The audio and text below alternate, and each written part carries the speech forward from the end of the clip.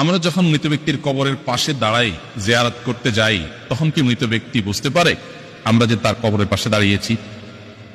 আমরা যখন কোন মৃত ব্যক্তির কবরের পাশে দাঁড়াই, জিয়ারত করতে যাই, সালাম পেশ করি, তখন তারা সেটা টের পান।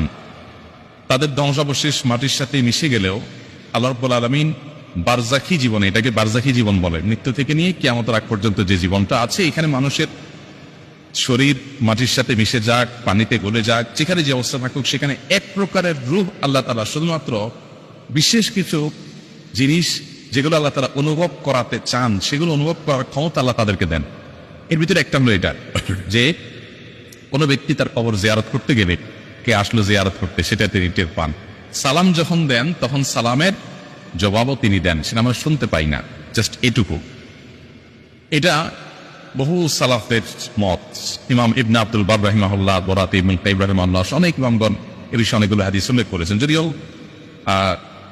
আপনার সমকালীন ওলামাদের মধ্যে শেখ বিন বাজ রাহমাতুল্লাহ আলাইহি সৌদি আরবের সাবেক মুফতি, উনি এ বিষয়ে ভিন্ন মত পোষণ করেছেন, আর অনেকে ভিন্ন মত পোষণ করেছেন। তারা বলেছেন যে মৃত ব্যক্তি টের পায় কি পায় না, এই বিষয়টা হাদিস দ্বারা চূড়ান্তভাবে পরিষ্কারভাবে ক্লিয়ারলি প্রমাণিত। বাট তারা আবার এটাও বলেন নাই যে মৃত ব্যক্তি টের পায় না।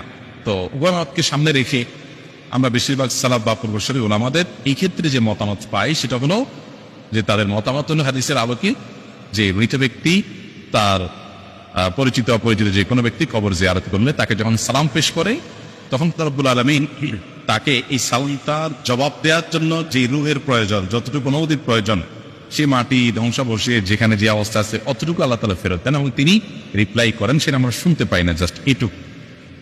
তবে মৃত ব্যক্তি আমাদের সালামের জবাব দিচ্ছেন, তিনি আমাদেরকে জানুক বা না জানুক, আমরা গেলাম কি গেলাম না সেটা টের পেলেন কি পেলেন না, এর চেয়ে বড় বিষয় হলো আমাদের জন্য কবর জিয়ারত করা সুন্নাহ। আমরা দূর থেকে তাদের জন্য দোয়া করলে সেটাও তাদের উপকারে আসবে। কাছে যেই দোয়া করতে হবে এটা জরুরি না, কিন্তু কাছে গিয়ে সালাম পেশ করাটা সুন্নাত। আমরা কাছে গিয়ে সালাম পেশ করলে আলাদা সওয়াব হবে। এই জন্য সাধ্যে থাকলে অবশ্যই কবর জিয়ারতের চেষ্টা করা উচিত। নবী করিম সাল্লাল্লাহু আলাইহি ওয়াসাল্লাম বলেছেন, যুরুল কুবুর ফা ইন্নাহা তুযাক্কিরুকুমুল আখিরা, তোমরা কবর জিয়ারত করো, কারণ কবর জিয়ারত তোমাদেরকে আখিরাতের কথা স্মরণ করিয়ে দেয়।